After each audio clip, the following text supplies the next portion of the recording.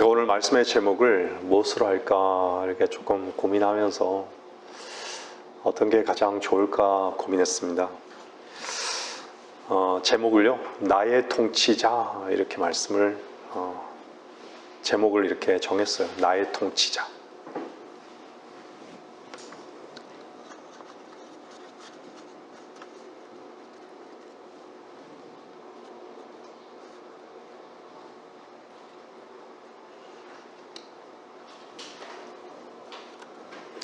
하나님의 나라의 통치자는 우리 주 예수 그리스도이십니다.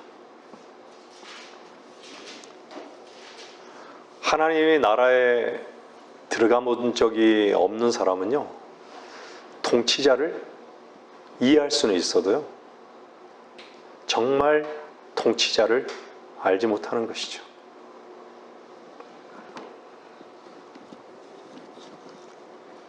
우리 주 예수 그리스도는 죽고 다시 사셨기 때문에 그리스도와 함께 죽고 다시 산 그 실제적인 경험이 있는 자들이 거듭난 자라고 성경은 말씀하고 있어요.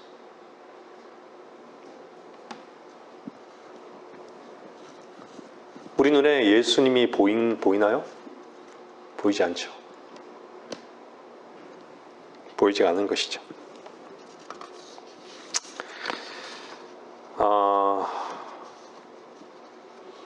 오늘 우리가 찬송을 불렀지만요, 성삼위일체, 위로의 주성령, 네?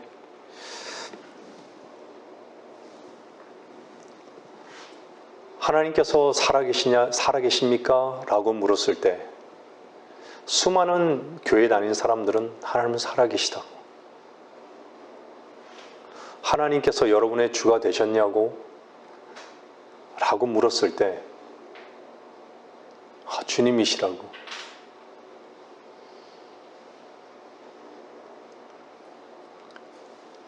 여러분은 주로 살고 계십니까? 주님이 여러분의 통치자가 되셨습니까? 그리스도와 함께 십자가에 죽은 자들은 죽었는데 누가 사는 것이죠? 그리스도께서 사시는 거예요. 그분이 나의 주이시고 나의 통치자이신 것이죠. 오늘 하나님의 말씀은요, 시편 25편 4절 5절 말씀입니다.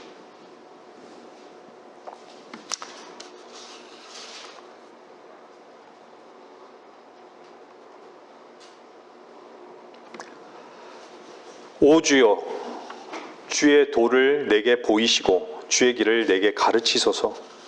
주의 진리로 나를 인도하시고 나를 가르치소서. 주께서는 내 구원의 하나님이시니 내가 종일 주를 기다리나이다.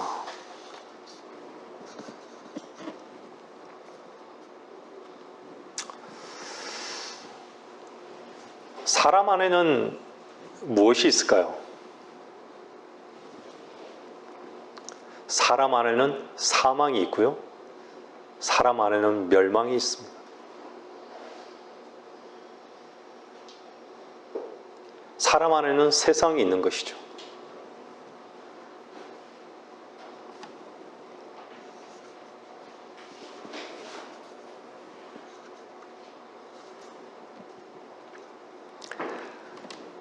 근데 하나님 안에는 무엇이 있을까요? 하나님 안에는, 갈라디아서 보세요.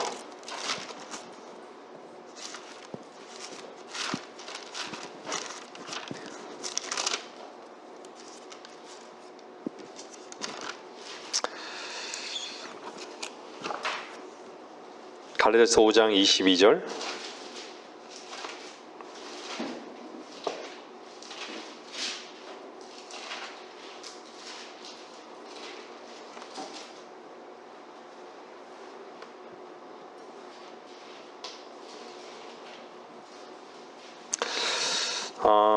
성령의 열매는, 그러나 성령의 열매는 사랑과 기쁨과 화평과 오래 참음과 친절과 선함과 믿음과 온유와 절제니. 그 위에 보면요, 17절에 보면, 5장 17절에 보면, 육신은 성령을 거슬러 욕심을 부리며 성령은 육신을 거스르나니, 성령은 육신을 거스르나니, 이렇게 말씀하고 있죠. 하나님 안에는 갈라디아서 5장 22절, 23절이 있는 것이죠. 하나님께서 하나님을 믿는, 하나님의 말씀을 믿는 그분의 자녀들에게 성령을 통해서 나눠주시는 것이죠. 무엇을 나눠줄까요? 무엇을 나눠줄까요? 이것은 하나님의 성품이에요. 하나님의 성품. 인간에게도 인간의 인격이 있고 성품이 있잖아요. 하나님께서도 하나님의 성품이 있는 거예요. 하나님의 성품. 왕은 왕의 품격이 있죠. 성품도 있지만요, 품격이 있어요.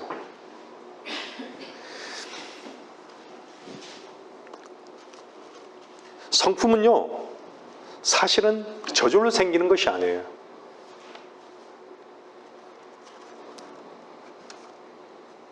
제가 항상 설교하면서 구원받고 거듭난 사람이 아닌 자연인에 대해서 제가 자주 말씀드리죠. 육신의 그 타고난 성품.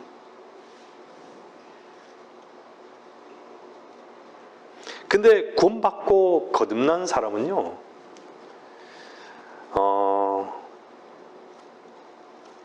아담에게 속한 본성을요, 보게 되잖아요. 그죠? 아, 나의 이 본성이 이런 모습이었구나. 나를 알게 되는 거예요, 점점. 근데 구원받고 거듭난 사람은요, 하나님의 성품도, 하나님의 영에 속한, 하나님께 속한 것도 경험하는 자들이에요. 만약에 이것이 실제로 경험되어지 않는다면 이 갈라디아서 5장에서는 이걸 써놓을 이유가 없는 것이죠. 하나님께서 기록해 놓을 이유가 없는 것이에요. 이것은 육신을 거스린다 그러잖아요. 이건 뭘 얘기하죠? 육신으로는 영의 일들을 알 수 없다는 거예요. 알 수 없다는 거예요. 그래서 거듭남은 결코 자신의 노력으로는 불가능한 것이죠. 제가 얼마 전에, 지지난주에도 한번 말씀을 드렸지만, 제가 한 형제를 만났습니다. 잠시 대화를 나눈 적이 있죠. 그 형제의 질문은 하나님의 존재를 어떻게 알 수 있냐고, 이 질문을 간접적으로 해서 제가 답변을 했던 것이죠. 제가 뭐라고 답해 주었을까요? 저는 사실 어떤 것도 준비할 수 없었지만, 제가 그냥 안부를 묻고 싶고, 이제 잠깐 안부를 묻고 집에 가야 되겠다, 이런 마음을 갖고 있었는데, 예?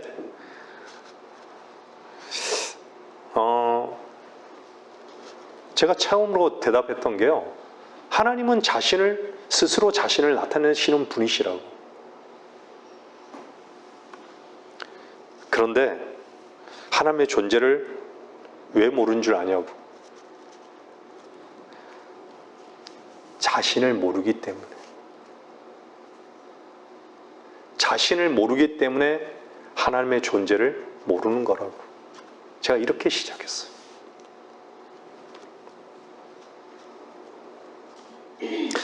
교회를 오랫동안 다니는 사람들은요, 하나님에 대해서, 우리 주 예수 그리스도에 대해서 저보다도 훨씬 더 많이 알 것입니다.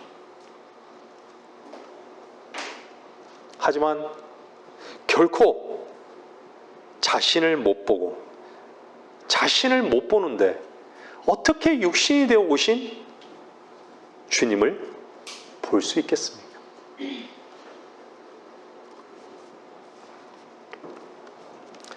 안식일을 자신들은 지키고 있는 모세의 제자라고 주장하는데, 안식의 주는 못 보고 있고, 율법을 지키는 데는 흠이 없는 자라고 여기면서 위협과 살기를 내뿜으면서 남자든 여자든지 잡아 데려오려는 사울에게 있어서는 주님을 만나기 전까지만 해도 어땠죠? 너무나도 자신의 생각이 옳았던 것이죠. 자주 말씀드리지만 자신의 생각을 바꾸는 것은요, 결코 쉬운 것이 아닙니다.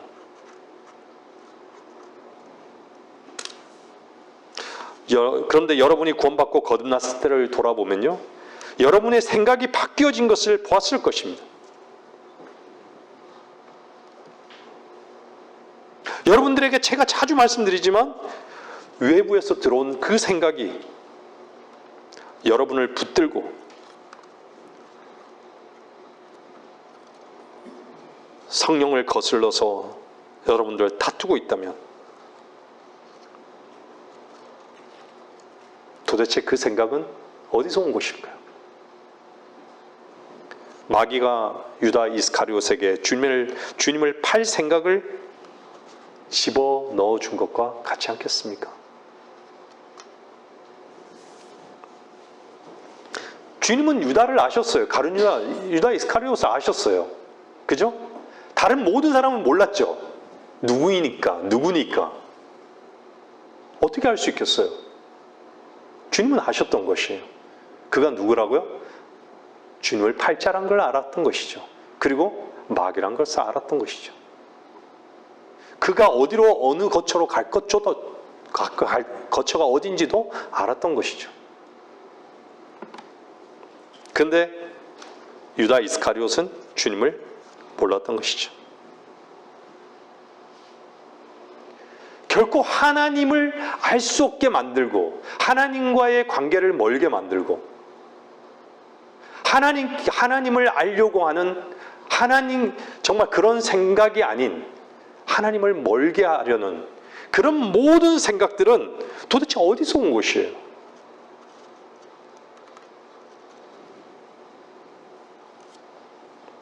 유다는 주님을 팔아 죽음에 넘겨주기만 하면 끝나는 것으로 여겼던 것이죠. 부활의 주님을 못 봤던 것이죠. 서두가 좀 옆으로 비껴나갔습니다.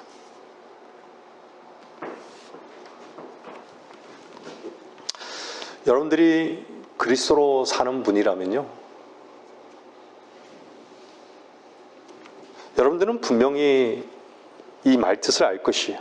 여러분의 생각, 여러분의 감정, 여러분의 태도, 여러분의 행동, 이런 것이 무엇으로 통제받기를 여러분들 안에서 정말 원하고 있고, 또한 통제받고자 하는 것이 얼마나 그것이 나를 묶어놓는 것이 아니라 자유롭게 하고 만족해 하는지를, 그리고 어떤 방법도 애쓸 필요도 없다는 것을 분명히 여러분 안에서 알 것이에요. 그리스도로 사는 자들이라면. 분명히 하나님께서는요, 거듭난 자녀를 통해서 살아내시는 거예요.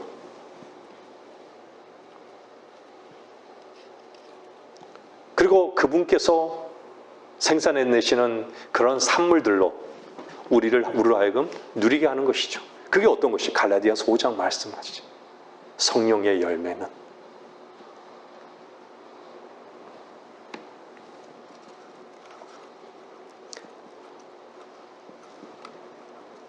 결코 누구의 전유물이 아니에요. 근데 하나님은요, 결코 우리의 어떤 원함이 없는데도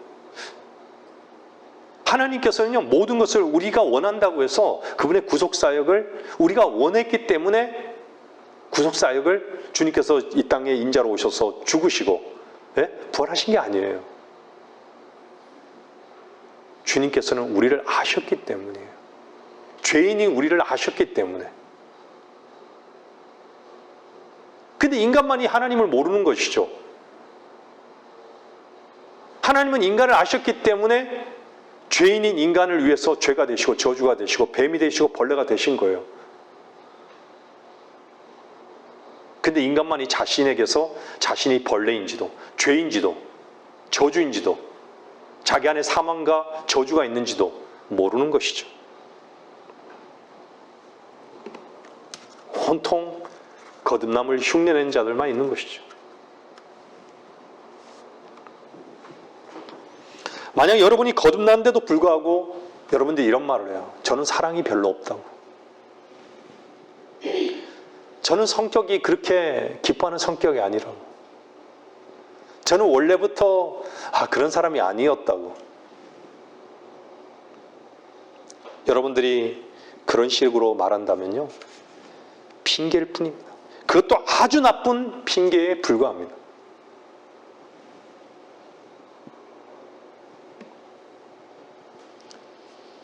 우리는 우리의 육신으로 하나님을 위해서 무엇인가를 해보려고 애쓰느라고 어쩌면 어떤 분은 생애 대부분을 보냈을 것입니다.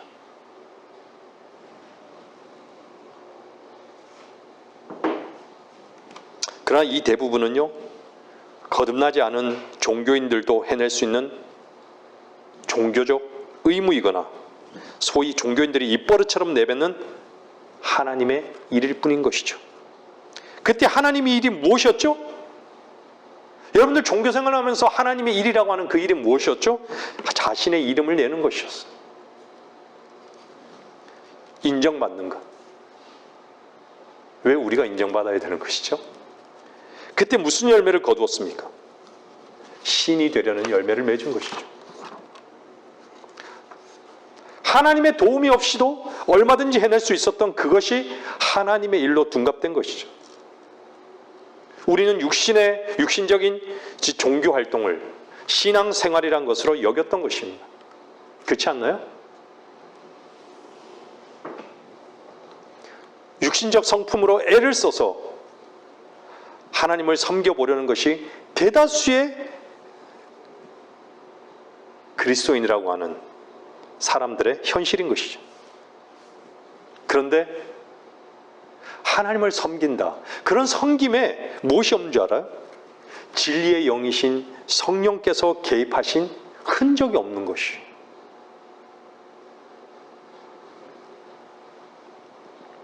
여러분이 정말로 하나님을 섬기려고 애를 쓰고 있다면요, 하나님께서 자신의 삶을 우리를 통해 살아내시는 삶을 누리지 못하고 있다는 반증인 것이죠.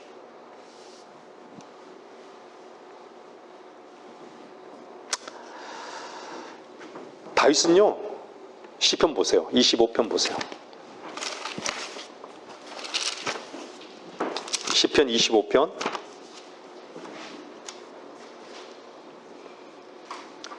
4절 5절.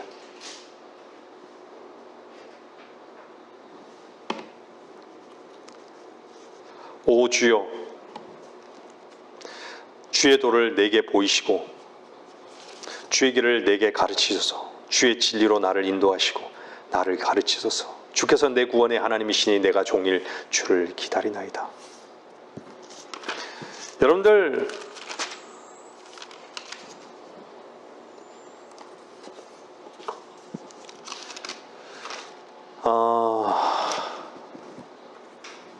주님께서는요, 우리들에게도 그분의 도를 보여주셨습니다. 십자가의 도를 보여주신 것이죠. 내가 그리스도와 함께 죽었다면 그리스도의 생명으로 사는 것이 무엇인지를 아는 것이죠. 죽은 자에게는요, 방법도 길도 없는 것이죠. 어디로 가야 할지를 모르는 것이에요. 그래서 어디로 가야 할지를 모르기 때문에 어디로 가는 것이죠? 이 세상으로 가는 거예요. 이 세상의 풍조로 가는 거예요.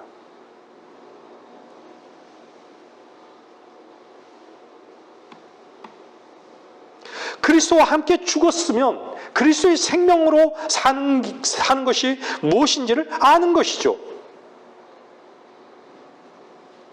왜 그렇죠? 주님께서 방법과 길이 되셨기 때문입니다. 주님께서 여러분의 길과 방법이 되셨습니까? 이 말씀을 오해하지 마십시오. 여러분이 정해놓으신 그 길, 여러분이 고안해 놓은 방법, 그것이 아니라는 것이요. 주의 길은요, 주님께서 앞서가신 길이고 그 길을 생명이신 그리스도께서 여러분 안에서 인도하시는 길인 것이죠. 여러분들이 주께서 내 구원의 하나님이심을 참되게 고백하시는 거듭난 분이라면 주께서 나 같은 이 죄인을 위해 뱀이 되시고 죄가 되시고 저주가 되셨습니다. 거기에 대해서 감사하고 그분 안에서 그분으로 사는 것이 얼마나 풍성한 은혜인지를, 또한 복된 승리를 누리며 그분의 이름을 찬양하며 사는 그 기쁨을 언제 어디서나 누리게 되는 것이죠.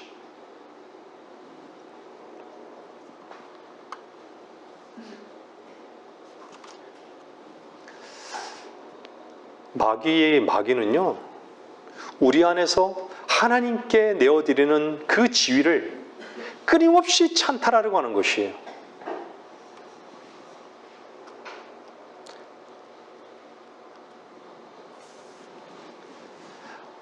지위를 마귀에게 내어주잖아요. 그러면요, 기쁨을 상실해요. 기쁨을 상실해요. 여러분들이 시편 25편의 그 다윗의 기도와 같이 다윗의 기도와 하나 된 어떤 기도를 여러분들이 참되게 주님께 한번 고백해 보십시오.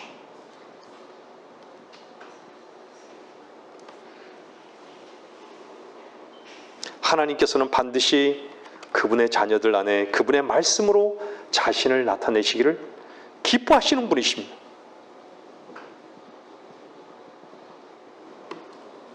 여러분이 기쁨을 상실했다면 그 기쁨을 즉각적으로 하나님께서 회복하실 것입니다. 시편 25편 그 아래 보면요, 7절을 보면요, 뭐라 그러시는지 아세요? 오 주여, 내 젊은 시절의 죄들과 내 죄가들을 기억하지 마시고 주의 자비를 따라 주의 선하심을 인하여 나를 기억하소서.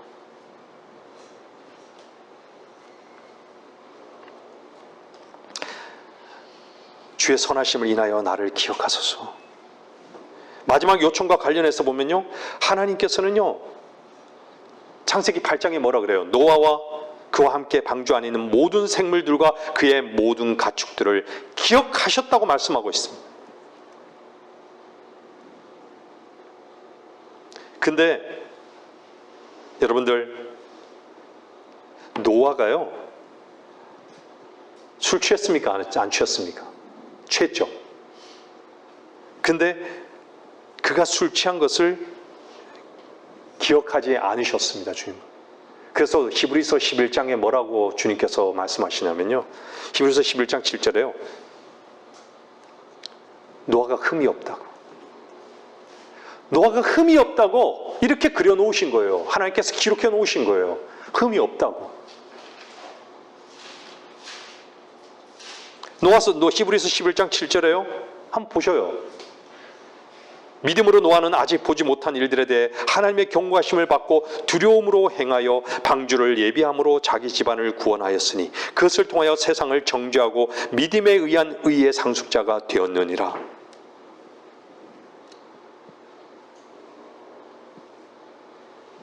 그 외에도요, 창세기 30장 한번 보세요.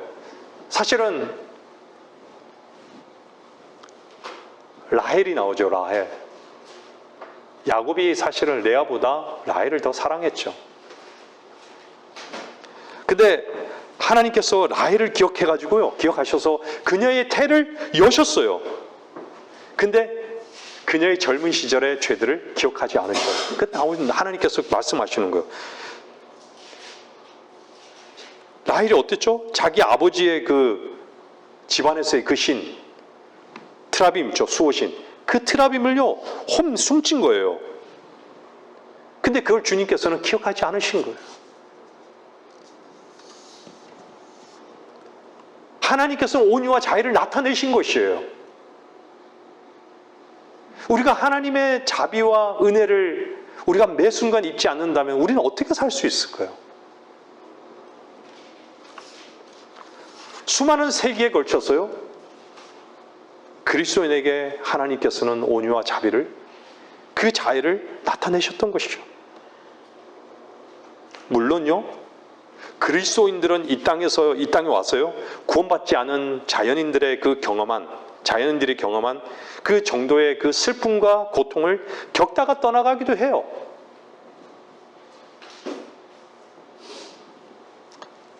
하지만요, 구원받고 거듭난 성도들에게는요, 구원의 영원한 보장의 유익, 그리스도의 임재, 또한 하나님의 위로가 있었던 것이죠. 여러분들에게도 마찬가지잖아요. 시련들을 통과해 가는 동안 우리들에게 베풀어 주시는, 일부러 한 줌씩 떨어뜨려 주시는 은혜들이 있었던 것이죠. 하나님께서 우리 인생 가운데 하시고자 하는 것이 무엇일까요? 제가 오늘 갈라디아서 5장 22절, 26절을 읽어드렸잖아요.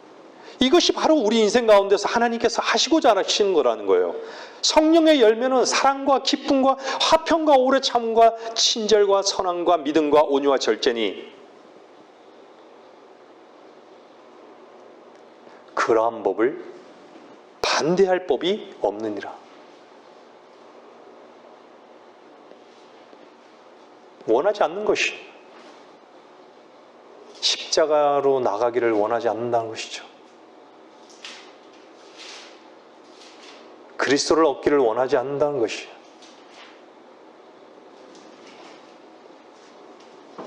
그래서 그 24절에 뭐라 그래요? 갈라디아서 5장에요. 그리스도께 속한 사람들은 육신을 그 욕정과 정욕과 함께 십자가에 못 박았느니라. 만일 우리가 성령 안에 산다면 어떻죠? 또한 성령 안에서 행하자. 안에 있는 것이 바깥으로 나타나는 것이에요. 당연한 것이 아니겠어요? 그죠? 안에서는 미워하는데 바깥에 사랑이 나타난다는 건 위선인 거예요. 안에서 사랑한다면요, 바깥으로도 사랑이 흘러나오는 게 정상인 것이죠. 성령 안에서 행하자. 서로 격분시키고 서로 시기함으로써 헛된 영광을 구하지 말자. 하나님께서 나온 것은, 하나님으로부터 나온 것은 무엇이 있는 것이에요? 영광이 있는 거예요. 그분의 이름을 찬양하는 것이 있고요. 여러분은 얼마나 처절하게 주님 한 분만을 필요로 하는지를 점검해 보십시오.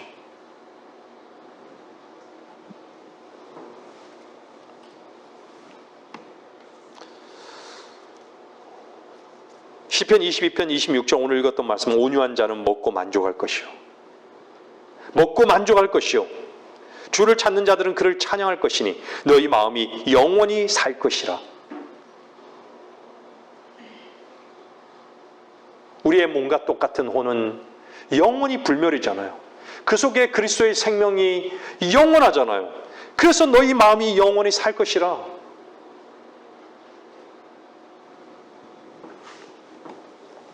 누가 찬양한대요? 주를 찾는 자들이 찬양한대요.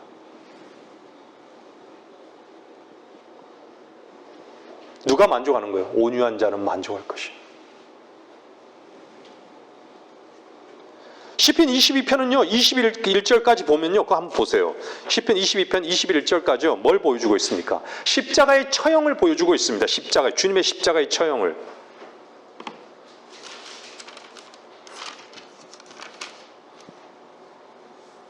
보세요. 쭉. 예? 나의 하나님, 나의 하나님, 어찌하여 나를 버리시나이까? 예? 버리셨나이까? 어찌하여 나를 돕지 아니하시며 나의 신음하는 말들을 멀리하시나이까? 예? 그러면서 6절에 보여요. 그러나 나는 벌레요 사람이 아니라 사람들의 비방거리요 백성들에게 멸시거리니이다. 나를 보는 자 다 조롱하며 비웃나니 그들이 입술을 내밀고 머리를 흔들며 말하기를 그가 주께서 자기를 구하실 줄 신뢰하였도다. 주께서 그를 기뻐하시니 그를 구하시게 하라 하나이다.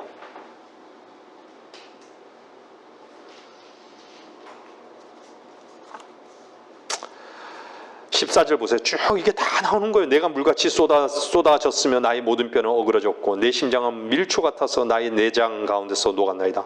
예? 내 기력이 질그릇 조각같이 말랐으며 내 혀는 이틀에 붙었나이다. 또 주께서 나를 사망의 진토 속에 두셨나이다. 개들이 나를 에워싸고 악인의 무리 나를 둘렀으며 그들이 내 손과 내 발을 찔렀나이다.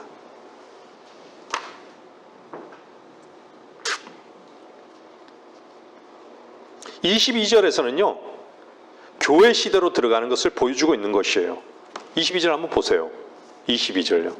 내가 주의 이름을 내 형제들에게 선포하며 회중 가운데서 내가 주를 찬양하리이다.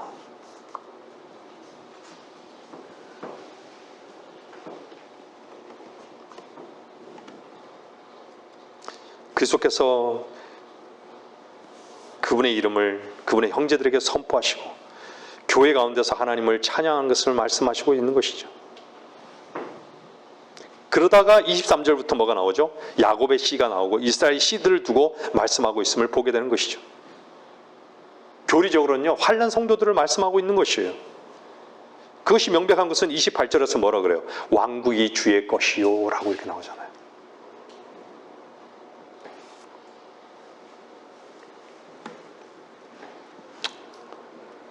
여러분은 여러분 자신으로 하나님의 말씀에 순종할 수 없는 존재인 것을 보셨을 것입니다. 여러분 안에 선한 것이 없기에 여러분이 죄인임을 인정했고 우리 주 예수 그리스도를 영접한 것 아니었습니까? 여러분이 순종할 수 없는 존재였지만 우리 주 예수 그리스도께서 죄인인 나 대신 죽은 것을 마음으로 믿은 것이 여러분 편에서는 첫 번째 순종이었고 첫 번째 하나님의 은혜였던 것을 안 것이죠. 여러분이 어떠한 상황과 환경에서도 주님의 이름을 찬양하는 위치에 있다면 여러분은 순종의 위치에 있는 것이 분명하고 여러분의 목적이 주를 영화롭게 하는 것만이 유일한 가치를 두고 있다면 여러분은 분명 그리스도로 사는 것이 분명하고 여러분이 참으로 쉬고 있다면 여러분은 여러분 자신에게 어떠한 기대도 하지 않고 세상적인 어떠한 요구도 없이 오직 그리스도로 살고 있는 것이 분명할 것입니다. 여러분들이 어떠한 사람이 되기를 원하거나 여러분들이 다른 사람들에게 깊은 인상을 심어주기를 좋아한다면 더 이상 오늘 이 메시지를 들을 필요가 없습니다. 그 사람은 자신을 하나님께 맡기는 법도 영적인 가치로 여기지 않는 것이 분명하기 때문에 여러분의 통치자는 누구십니까? 여러분 고통 중이십니까? 멸시와 조롱이 있으십니까? 버림받은 것 같이 비참하십니까? 이 보이는 세상이 끝이라는 소리가 크게 들리십니까? 하나님께서 없으신 것 같이 느껴지십니까?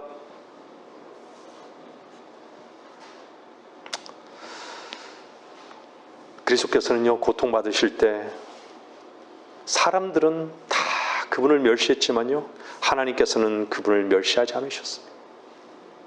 사람들에게나 마귀들에게 뿐만 아니라 그리스도 자신에게도 하나님께서 그분을 버리신 것으로 보였지만요, 하나님께서는 그분에게서 그의 얼굴을 숨기지 않으셨습니다. 그리스도 안에서 그리스도로 사는 여러분이라면 하나님께서는 얼굴을 여러분에게 숨기지 않습니다. 얼굴은 누가 숨기는 것이죠? 어둠을 헤매며 어둠 속에서 무엇인가를 두리번거리는 사람만이 하나님에게서 얼굴을 숨기려 하는 것이죠. 항상 그러잖아요. 자기 속에 있는 어둠이 빛 가운데 드러내기를 원치 않는 거예요.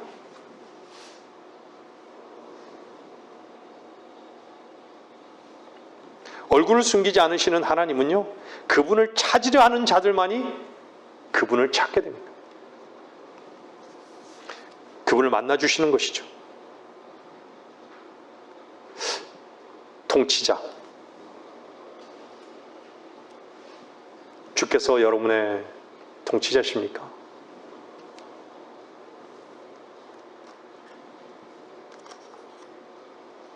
하나님의 지시를 받기를 원하고 하나님께서 나를 관리하기를 원하고 나를 통제하고 나를 이끌고 나를 인도하기를, 나를 지도하기를, 나를 지배하기를 진짜 원하십니까?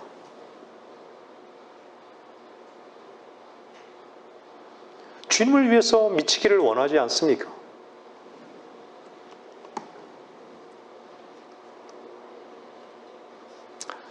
오늘날 이 땅에 있는 모든 정부는요, 이 세상의 신인, 사탄의 통제와 인도와 지배와 지도와 지시 아래 모두가 있는 것이죠.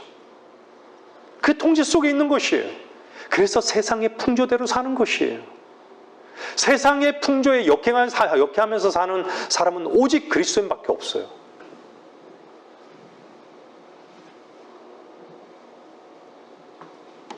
그래서 이 세상의 가치에 예민한 것이죠. 세상 사람들은.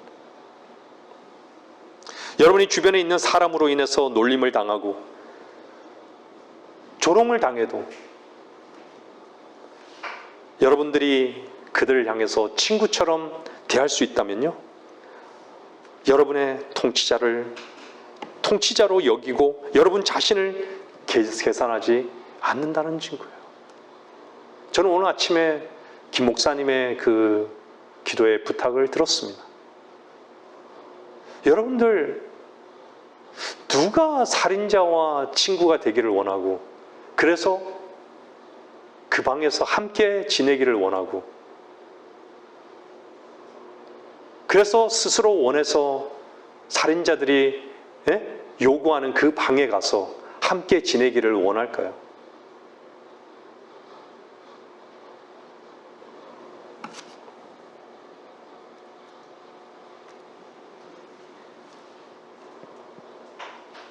왜 하필이면 주님께서 십자가에 못 박힐 때 아버지의 아들인 바라바가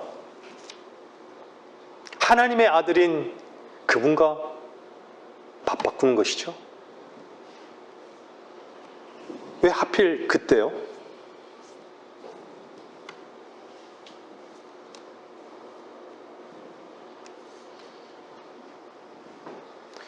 우리가 우리 자신을 십자가에서 끝났다면 우리는 끝없이 우리 자신을 부인하는 위치에 있어야 되는 것이에요. 그때 비로소 누가 일하시는 것이죠? 그리스도께서 일하시는 것이죠. 생명 대신 그리스도께서 인도하시는 거예요. 가르치시고 지시하시는 것이에요. 그것을 우리는 기대하는 것이에요.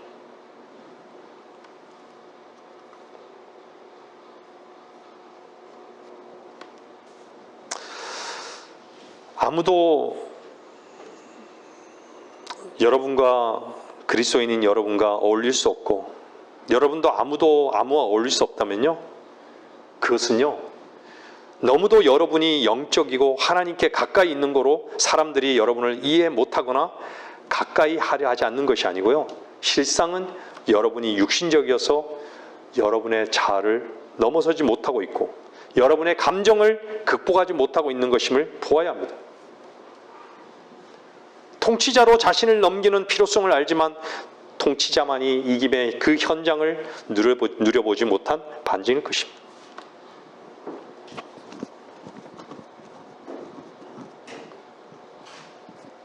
우리는 육신적으로 좋은 가문에서 태어난 사람들은 모르겠어요. 저는 워낙에 좋은 가문이 아니었다 보니까 제가 사는 곳도 거지꼴이었어요. 정말 돌아보면 참 가난하고 불쌍하게 살았던 것 같아요. 어릴 때. 안 그러시는 분들도 있을 거예요. 분명한 것은 좋은 가문은 아니었어요. 제가 태어난 이후로는요. 근데 지금은요, 저보다 훌륭한 출생을 좋은 가문에서 다시 태어난 것이죠. 우리는 참으로 좋은 가문에 속해 있는 자들입니다.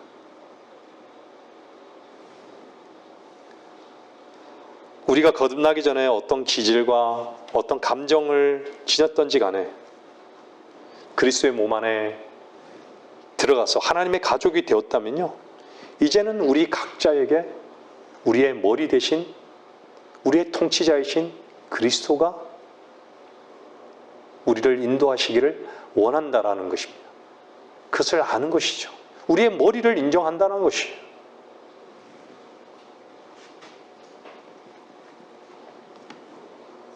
우리의 통치자는요, 우리 각자를 통제를 통해서, 계시를 통해서 빚으시고 분리하시는 것이에요.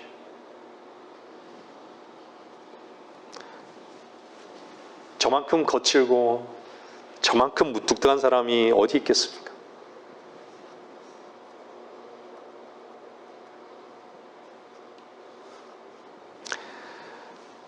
성경에서 친절을 얘기할 때, 아까 전에 우리가 친절을 얘기할 때요,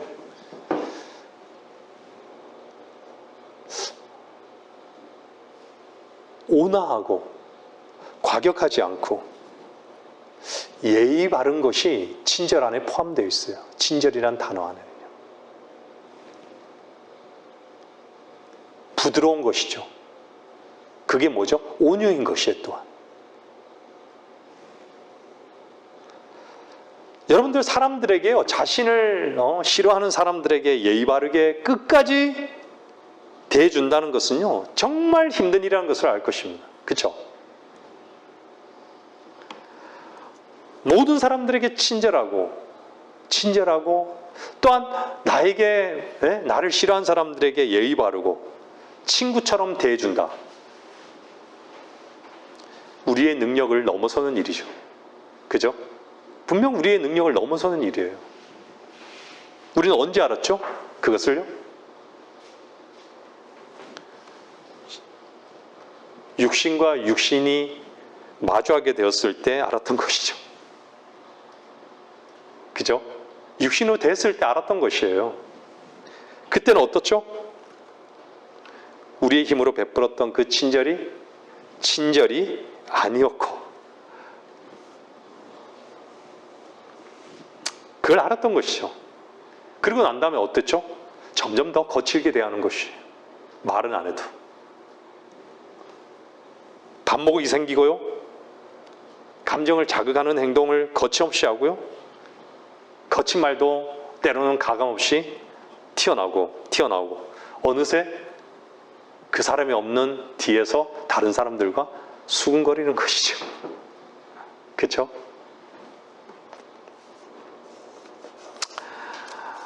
우리가 할 수 없는 일이에요. 여러분들 고린도후서 10장 보세요. 고린도후서 10장 1절에서 4절입니다.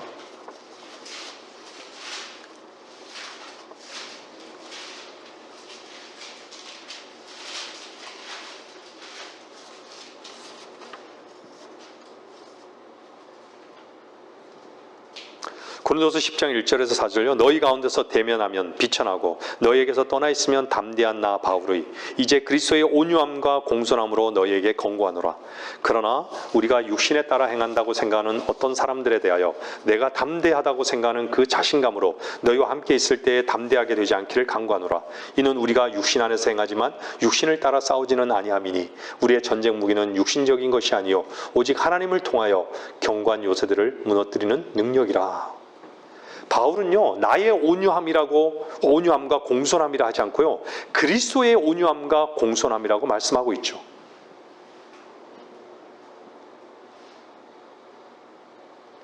폼 잡지 말라는 것이죠. 바울은 고린도에 있는 육신적이고 세상적인 영적 아기들에게 편지를 쓸 때 그들을 온유함과 공손함으로 대했던 것이죠. 바울은요, 직선적이었어요. 할 말은 했고요, 틀린 것은 틀렸다고 정확하게 지적됐어요. 근데요, 그들을 잘못 대하거나 악한 감정을 품고 대하지 않은 근거가요, 자신 안에 있는 그리스도만이 높임을 받는 그것만이 전부였기 때문인 것이에요. 디도서 3장 1절 보세요. 디도서 3장 1절.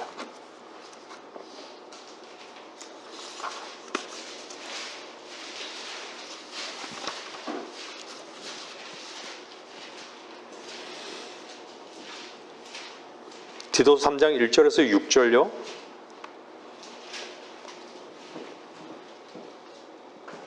잘 보세요. 그들을 일깨워 정사나 건세 있는 자들에게 복종하고 행정관들에게 순종하며 모든 선한 일에 예비되고 아무도 비방하지 말며 말다툼하지 말고 유순하여 모든 사람들에게 온전한 온유함을 보이게 하라.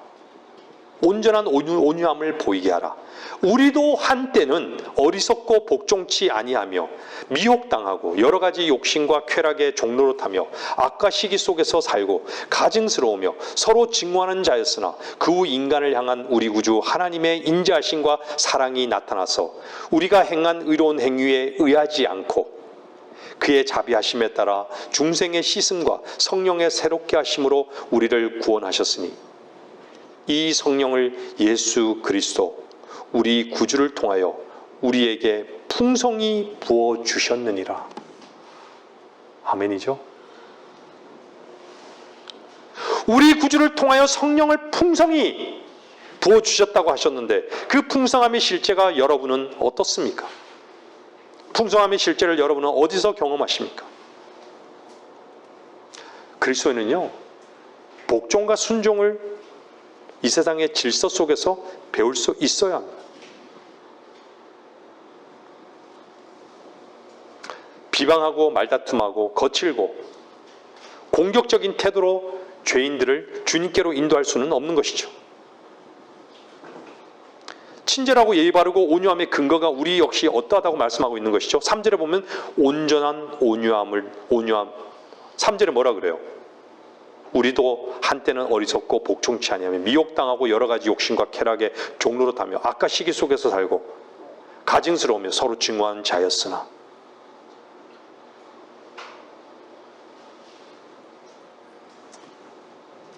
온전한 온유함이 그리스도인에게 나타나게 되는 것이 정상인 것이에요. 사실. 내 생각과 다르고 나를 힘들게 할지라도 우리는 그리스도의 온유함이 나타나도록 기대하는 것이 하나님께 의탁하는 것이에요. 내가 할 수 없는 영역이기 때문에.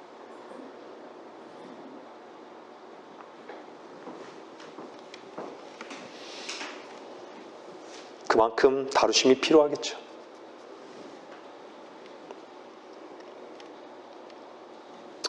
왜 그렇죠? 왜 내가 그렇게 해야 하는 것이죠? 라고 물으시는 분은 혹 있을지 모르겠습니다. 왜 내가 나를 짓밟고 나를 힘들게 하는 사람을 온유하게 대해야 하는 것일까요? 왜 그래야 하는 것이죠? 이렇게 물으시는 분은 혹시 있을지 모르겠습니다. 하나님의 종으로서 살아가는 그리스도인의 유일한 관심은요, 하나님께서 내 안에서 무엇을 하시기 원하시는지 그것만이 유일한 관심인 것이에요.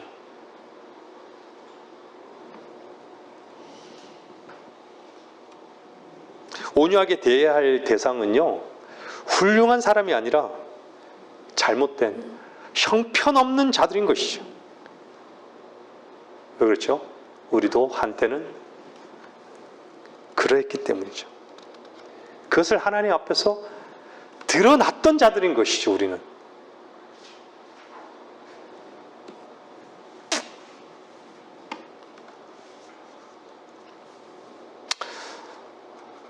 디모데후서 2장 24절은요, 주의 종에 대해서 얘기하고 있어요. 한번 보세요. 디모데후서 2장 24절에서 26절.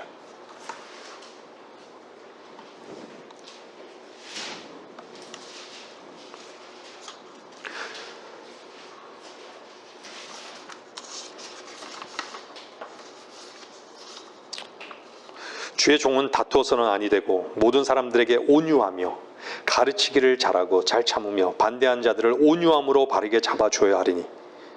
자꾸 온유함으로 얘기하죠. 그죠? 그리하면 하나님께서 그들에게 회개하는 마음을 주셔서 진리를 깨닫도록 하실까 함이요. 마귀의 뜻대로 그에게 사로잡혔던 그들이 마귀의 올무에서 깨어나올까 함이라.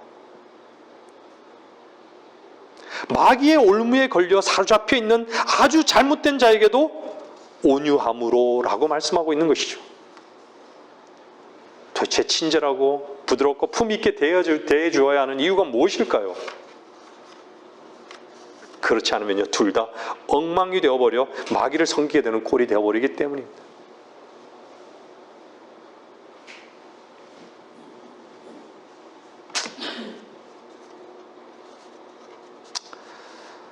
인간은 참 자기로 가득 찼죠. 자기중심적이고 교만으로 가득 찬 자들인 것이죠. 자신이 얼마나 불완전한 죄인인지를 보지 못하는 것이죠. 다른 사람의 잘못도 용납이 안 되는 것이죠. 자기 자신에 대해서 인내하신 주님을 보았다면 결코 인내하지 못한 누구를 판단할 수 없는 것이죠. 살인자가 다른 살인자를 판단할 수 있을까요? 늘 말씀드리잖아요. 가늠한 자가 가늠한 자, 다른 가늠한 자를 판단할 수 있는 것일까요? 판단할 수 없는 것이죠. 온유란 것을 참 사람들이 오해하죠. 겁먹은 토끼처럼 조심조심 살금살금 돌아다니는 것이 아니에요. 성경에서 온유한 자를 성경에서는 모세를 얘기하고 있어요. 세상에서 가장 온유한 사람이 모세였다고 성경 말씀하고 있는 것이죠. 모세는 어땠어요? 출애굽기 한번 보세요. 30장이나 32장 쭉 보세요. 모세는요, 성격이 엄청 급했어요. 종종 화를 냈어요. 경노까지 한 거예요. 경노까지. 뭐에 대해서 한 거예요? 그분의 말씀에 대해서 복종한 것이죠. 사람들에게 경노한 거예요. 화를 내고. 불만을 터뜨렸던 것이죠. 근데 하나님께서 무엇만을 보시는 줄 아세요? 모세의 믿음, 모세의 충성, 모세의 순종만을 본 것이에요.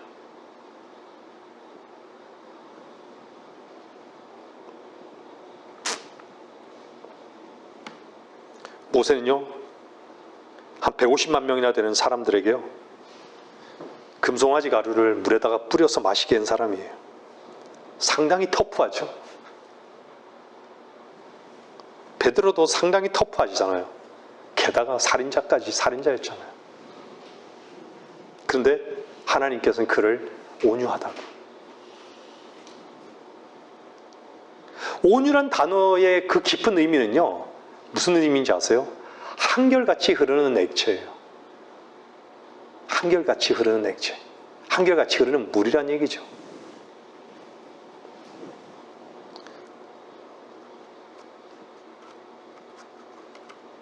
우리가 얼마나 많이 주 안에서 다루심을 받아야 할까요? 성질이 온순하고요, 부드럽고 쉽게 화를 안 내고 짜증을 안 내고 상처받을 때도 잘 참아내고 겸손하고 하나님의 뜻에 순복하고 하나님께서 다루심을 인정하고 그 다루심의 방식에 불평하지 않고 한마디로 흐르는 물과 같은 것이죠. 여러분, 돌을요, 유리에 던지면 어떻게 돼요? 흔적이 남는 거예요. 근데 물에 던지면 어떻게 돼요? 흔적이 없는 것이. 변함없이 그대로인 상태인 거죠. 원상태로 딱 돌아가는 것이. 상처를 입히려 하지만 손상이 남지 않은 상태가 되는 것이죠. 타격을 가해도 변하지 않고 원상복구가 되는 그것이 온유인 것입니다. 여러분이 하나님께 온유하다면 하나님께서 우리 인생에 어떤 일을 허락하시더라도 잠시 동안은 상처가 될지 모르지만요, 곧바로 원상태로 돌아갈 것입니다. 깊은 상흔이 남지 않는다는 것이에요. 억울함이 없다는 것이죠. 누군가 우리에게 상처를 입히거나 화를 내게 만들거나 낙심하게 할 수 있습니다. 그렇다고 해서 우리 마음에 그 어떤 자국도 남지 않는다면 그로 인해 관계가 파괴되는 일이 전혀 없고 그 일이 언제 있었냐는 듯이 다시 원상복구가 된다면 그 일은 우리도 할 수 있는 일이 아니기에 그분을 찬양할 수밖에 없는 것이죠. 놀라운 능력인 것이죠. 왜 우리는 불평을 마음에 간직하고 있을까요? 왜 용서하지 못하는 것일까요? 왜 결혼 생활이 깨지는 것일까요? 왜 깨어진 인간관계가 회복되지 못하는 것일까요? 이 모두가 온유하지 못하기 때문에 입은 상처를 삼켜버리고 다시 하나님께서 주신 온유함으로 복귀하지 못하기 때문인 것이죠. 주님과 올바른 관계를 유지하는 비결, 형제들과 올바른 관계를 유지할 수 있는 그 비결, 그것은 다름 아닌 온유인 것입니다. 그리스도의 온유함이란 것이죠.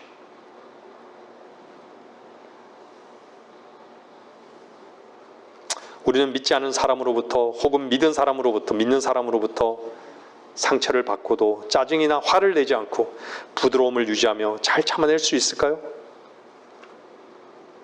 결론적으로 말씀드리지만 하나님 없이는 불가능합니다. 다윗의 기도가 여러분 안에 여러분의 기도로 하나가 되어 있을 때 하나님께서는 자신의 얼굴을 드러내실 것입니다.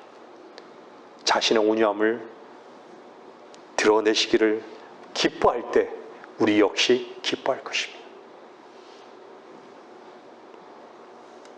여러분 마음에 흔적을 남겨놓는 것이 있다면 여러분 자신을 축켜 세우는 내용이 여러분 안에 있다는 것이고 하나님께 대한 순복과 의지를 내려놓고 자기의 길을 가고 있다는 것을 알아야 합니다. 결론을 말씀드리겠습니다. 야고보서 3장 보시겠습니다. 야고보서 3장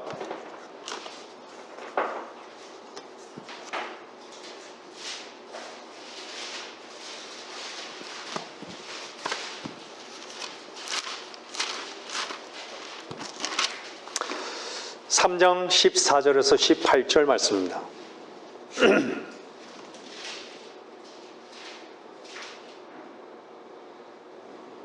만일 너희 마음속에 독한 시기와 다툼이 있으면 자랑하지 말며 진리를 거슬러 거짓말하지 말라. 이러한 지혜는 위로부터 내려오는 것이 아니라 땅에 속한 것이요 정욕적이며 마귀적인 것이니라. 이는 시기와 다툼이 있는 곳에는 혼란과 온갖 악한 일이 있기 때문이라.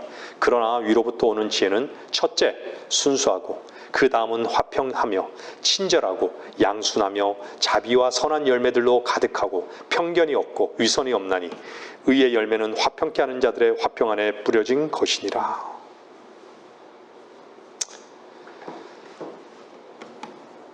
땅에 속한 정욕적이고 마귀적인 지혜는 아담 안에서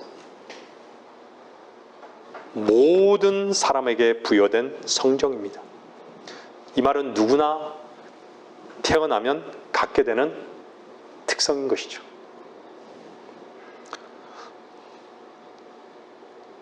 우리의 성품과 인격 안에서 죄가 부지런히 오랫동안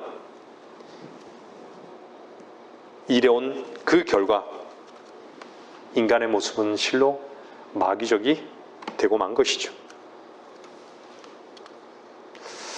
아무리 성경을 많이 알고 하나님을 위해 봉사한다 할지라도 모든 것이 하나님의 일이라고 하는 이 모든 것을 한다 할지라도요, 이 모든 것이 시기와 다툼과 쓴뿌리로 인해 이루어진 것이라면요, 우리는 아직 진리에 도달하지 못한 것입니다. 예수 그리스도는 진리십니다. 그분은 죄인의 친구입니다. 그분은 이 땅에서 온유하셨습니다. 야고보서 17장에도 친절하고 양순하다라고 얘기하잖아요. 친절, 부드럽다는 얘기예요. 부드럽게. 양순이란 건 뭔지 아세요? 의미가 뭐냐면 간청을 잘 들어주는 것이에요. 근데 이 말의 의미를 묶어서요, 온유를 뜻하는 것이에요. 온유를.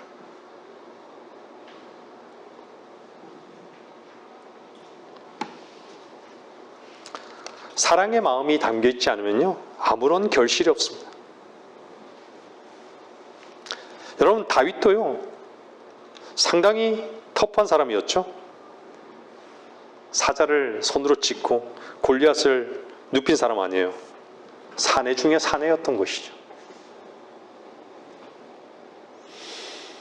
근데 다윗을 크게 만든 것은 무엇인 줄 아십니까? 시편 18편에 보세요. 뭐라고 나오나? 시편 18편 33절.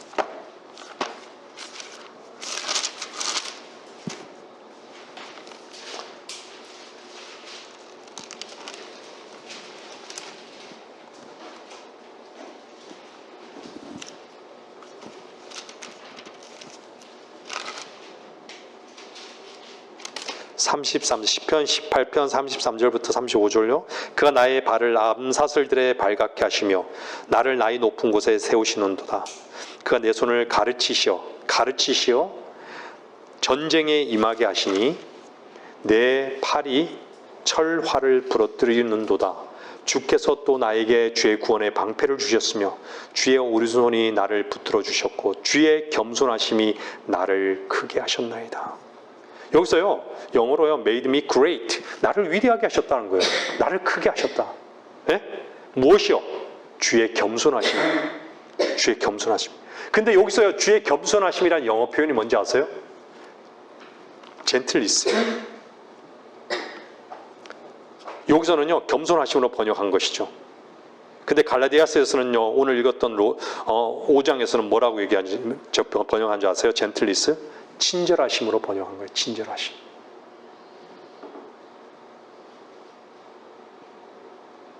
친절하심은 항상 부드러움과 연결되어 있는 것이에요. 다윗은 하나님께서 자신에게 거칠고 터프하고 사나운 성령 대신 친절하고 부드럽고 온유하며 예의 바른 마음을 주셔서 그것으로 자신이 위대하게 되었노라고 고백하고 있는 것입니다. 여러분은 언제 감사하십니까? 우리도 할 수 없는 그 위치에서 우리의 육신을 신뢰하지 않고 육신을 의지하지 않고 십자가로 나아갈 때 주님의 은혜를 덧입을 때 여러분 감사하지 않습니까?